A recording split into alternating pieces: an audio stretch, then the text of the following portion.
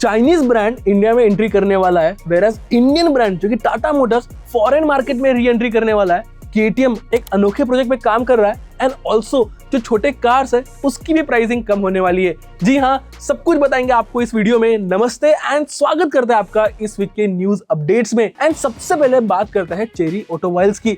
अब आप पूछोगे ये कौन सा ब्रांड है एंड इसका हम क्या करें, तो समझो ये एक चाइनीज ब्रांड है जो इंडिया में अपने कदम जल्द ही रख सकता है। जी हाँ, 5 पेटेंट्स ऑलरेडी फाइल कर दिए उन्होंने एंड काफी रेडिकल कॉन्सेप्ट्स है उनके कुछ।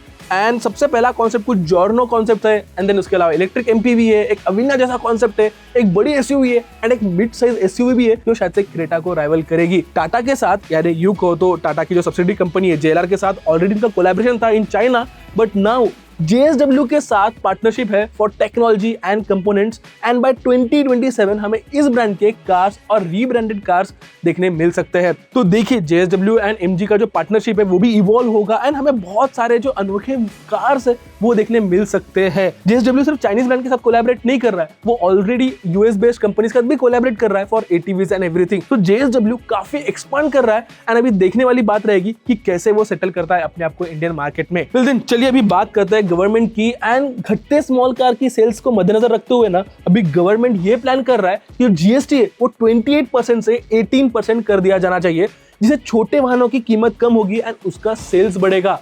फिलहाल बढ़ते प्राइस को देखते हुए उनके सेल्स दिन ब दिन कम होते दिख रहे हैं एंड मारुति, टाटा, ह्युंडई जैसे ब्रांड्स को काफी तकलीफ हो रही है। सो अगर ये जीएसटी इंप्लीमेंट होता है तो जो कार की कॉस्ट है अराउंड 50 से 40,000 तक कम हो सकती है। एंड फिलहाल जीएसटी काउंसिल इसकी समीक्षा कर रहा है and feasibility study reports positive आए तो दिवाली तक हमें ये टैक्स कट देखने मिल सकता है। देखिए गवर्नमेंट को कुछ अराउंड 1 लाख करोड़ तक का रेवेन्यू लॉस होगा। शॉर्ट टर्म में कार सेल्स भी कम होंगे। गवर्नमेंट इस सारे पहलुओं को समझ रहा है, जान रहा है एंड देन गवर्नमेंट निर्णय लेगा कि क्या ये जीएसटी कट लगाना है भी या नहीं। सो गवर्नमेंट ऑल्सो ये भी स्टडी कर रहा है कि जो बड़े कार्स है जिस पे अभी 50% जीएसटी लग रहा है उसे 40% जीएसटी में ले आया जाए। सो यस, फिलहाल ये सब चल रहा है मार्केट में एंड आपको क्या लगता है ये जीएसटी कट के बारे में हमें कमेंट्स में जरूर अपने विचार शेयर कीजिए। फिर दिन अभी बात करते हैं टाटा मोटर्स की एंड अभी ब्रांड ने साउथ अफ्रीकन मार्केट में अपने कदम रख दिए हैं। जी हाँ, री एंट्री कर दिया है उन्होंने आफ्टर 6 लॉन्ग ईयर्स। 6 साल पहले 2019-2018 में लो सेल्स थी, डिमांड काफी कम था, इसकी वजह से उन्होंने अपने ऑपरेशंस कम कर दिए थे एंड फिलहाल उन्होंने वहां के जो मोटूस होल्डिंग है उनके साथ टाइप कर दिया है for all the sales distribution and service network. जैसे कि मैंने कहा 6 साल के बाद री एंट्री किया है ब्रांड ने एंड मुझे तो काफी अच्छा लग रहा है एंड इस बार उन्होंने 4 अच्छे मैच्योर प्रोडक्ट्स के साथ री एंट्री किया है एंड जो पहला प्रोडक्ट है वो टियागो है, देन पंच है, कर्व है एंड हैरियर भी है। एंड इतना ही नहीं,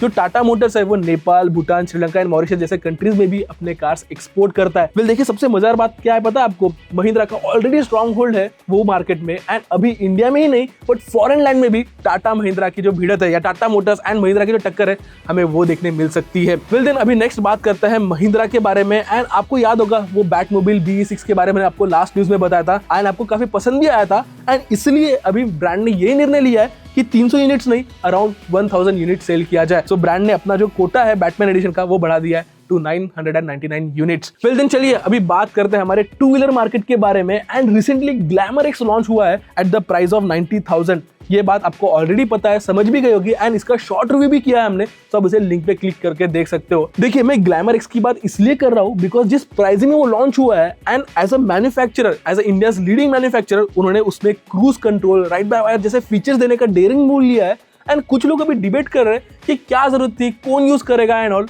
तो बस इतना कहूंगा, लेट्स वेट एंड वॉच। देखिए सेल्स मोमेंटम कैसा रहता है एंड कंज्यूमर्स कैसा इसे अडॉप्ट करते हैं उसे हमें समझ में ही आ जाएगा कि ये सही मूव था या नहीं। टेक्नोलॉजी अगर अफोर्डेबल प्राइस में आ रही है तो समझो एंड जानो कि something is always better than nothing and जिस प्राइस ब्रैकेट में लॉन्च हुआ है तो मुझे ऐसा लगता है कि ये विन विन सिचुएशन है सबके लिए।